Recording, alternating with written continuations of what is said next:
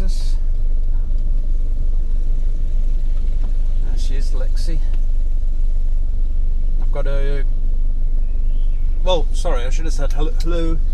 I'm going backwards because it's the easiest way to get out of the avenue.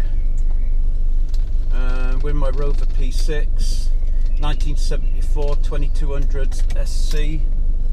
I'll talk about what I've done in a second. So, I've got the window open because it's like stupid hot at the moment. It's about 26 centigrade out. So I hope that doesn't affect the sound or anything. I hope you can hear me. Hope you can't see me, but I hope you can hear me.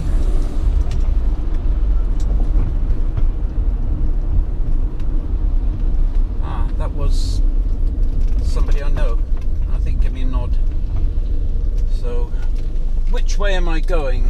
I'm going to go down Wigan Road into Wigan, of course, and then just have a mooch around there just to see what's happening, and just to get the suspension back down because I've had the front jacked up again. So it's one of those Aura Funky Cats. It was strange, and there's people out and about today. I think it's Forces Day today in Britain. So hang on, let's put that window up a bit. Armed Forces Day, so it's probably some events going on somewhere. Just turn the aircon down a bit, you know, windy windows. I've had some soup for my lunch. I couldn't really face anything else. I've not got any music on, so for obvious reasons. You know, it's good to just listen to the engine, yet my speedo doesn't work. Now here's a few things about the car. Alright, the speedo doesn't work. Everything else works except for the speedo. Now, the angle drive behind the speedo, that's fine.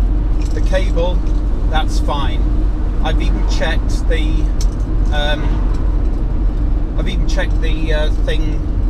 the angle drive that goes into the Borg Warner gearbox, and that looks fine. So what I'm thinking of is the gear that it attaches to inside the gearbox. In the extension housing of the gearbox, there's a sort of bolt or a nut, and that's probably come loose. So I need to get the prop shaft off and have a look at that inside the extension housing and try and tighten that up. Oh, it's much too hot. Wow, it is hot. So I was earlier listening to Fleetwood Mac, but brilliant group. I suppose they're iconic for the 70s, and if you like that style of music. I was listening to the Rumours album. I'm not sure which one was on there, but anyway, we're going down to Wigan, and that soup's playing up. It was only like a cup of soup, but it's all right. So I fitted AccuSpark ignition system. I ordered the whole kit.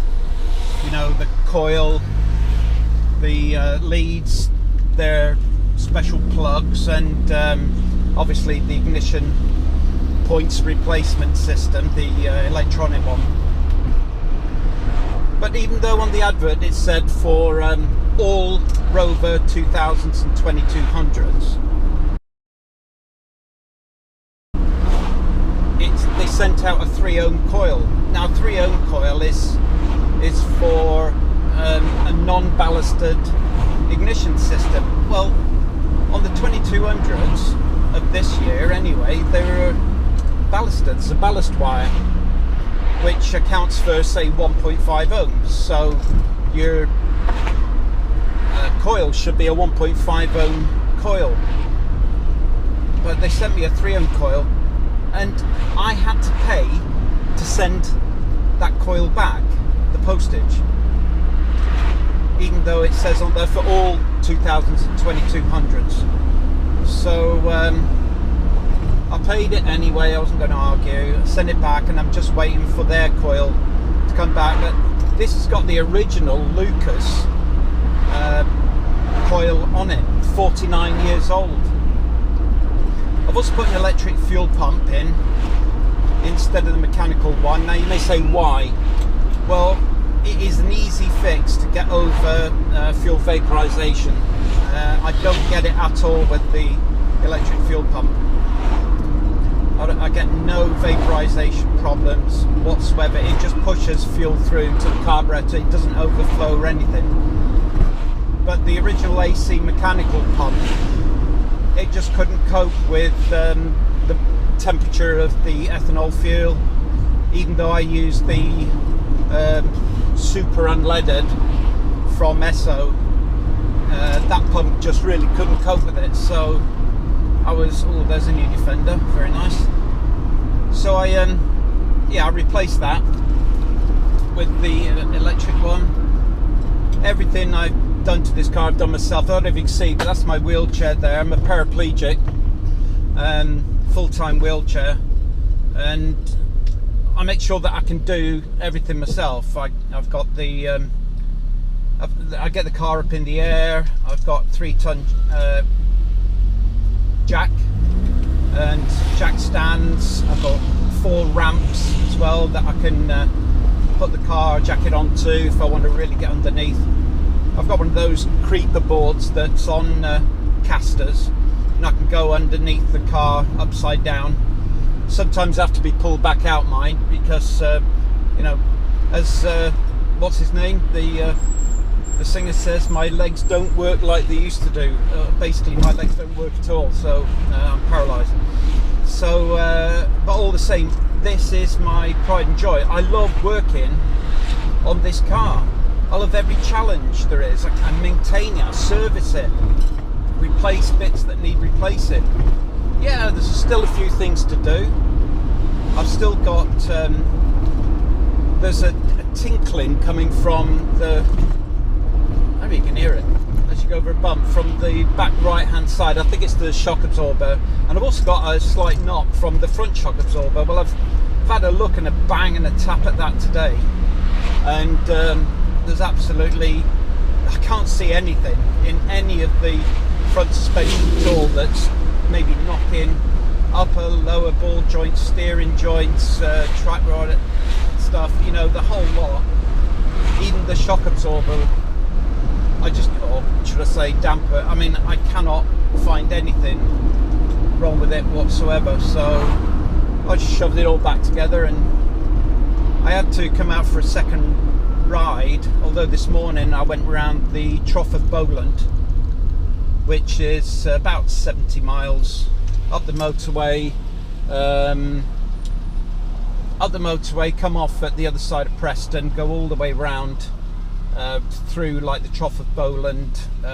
There's quite a few villages there, some small villages, some really nice places there which are really picturesque. Up by Pendle Hill as well, where the Pendle Witches are, basically just through rural Lancashire. Now with this AccuSpark, the tick over, I must admit, is so smooth. It's sat at around 650, 700 RPM. The timing is bang on. It doesn't even fluctuate when you come to do the timing with the timing light. And also, I wish I stopped saying and also when you're traveling at say 60 miles an hour, which is what I do maximum in this, 60 miles an hour on the motorway, it maintains, it just feels smoother and feels like there's a bit more torque as well. So it changes up into top gear at say 25 mile an hour, 22 in that case. I've just noticed it on the GPS. So 22 mile an hour. Going uphill, it was it actually changes up into top at 30 miles an hour. So the torque from the engine is really good. It's a good engine, this 2200. Of course everybody wants the 3.5 V8. Oh right, thanks for that. Everybody wants the 3.5 V8 or the 2200 TC or the 2000 TC, but don't turn your nose up at the 2200 SE or 2000 SC. It's a great car. It cruises. It's reasonably economical. I've got two. I don't know if you can see them now. I don't think you can, but down here I've got two accessory dials. One is for oil pressure, and the other one is for the voltage from the battery. It's holding about 13.5 volts from the alternator, and it's absolutely rock steady. The oil pressure, I've not linked it up yet, so I've got to get the hang on, let me just, I don't want to put the window up because it's too hot. I'll just talk about that now. I've got to get that adapter that goes to where the oil pressure sender is, and feed the tube around to the back of this old oil pressure gauge, and hopefully that'll work. But it's just knowing the thread sizes. That's the only thing that I was a little bit concerned about, getting the wrong thread sizes. So, but I think nearly all the British cars from, say, the late 60s or the 60s through to the 70s had same kind of thread dimensions for things like the oil pressure gauge and other things as well. Now that noise is coming from that taxi over there. They all seem to have these Toyota Corolla hybrids in Wigan, or the Prius, of course. I can hear that slight knocking from that front. I'm sure it's the shock absorber. I can also hear my wheelchair wheels rattling there in the back. But yeah, that's glorious Wigan that we've just gone through. So I'll leave it at that, otherwise this video is going to be stupid long. Get over to this lane, and what I'm going to do is pull into the range so that I can turn the video, the GoPro off, and see if it's overheating or not, because they just don't seem to work very well in the heat GoPros. I think it's still on though, looking at the front screen. So what was the other thing I was going to say? It's quite an old GoPro. This is the Hero 4, I think, silver. Oh, good grief, it is roasting. I'm going to move because the lights are on green. Let's go into the range car park, then I can switch off the GoPro and call it a day and a quick drive for you with that. I might just nip into the range and have a look-see. Come all the way around, because there's always a nice parking spot here for me. And the turning circle is brilliant on these, better than on my Lexus, I can tell you that for nothing. Anyway, thanks very much for watching.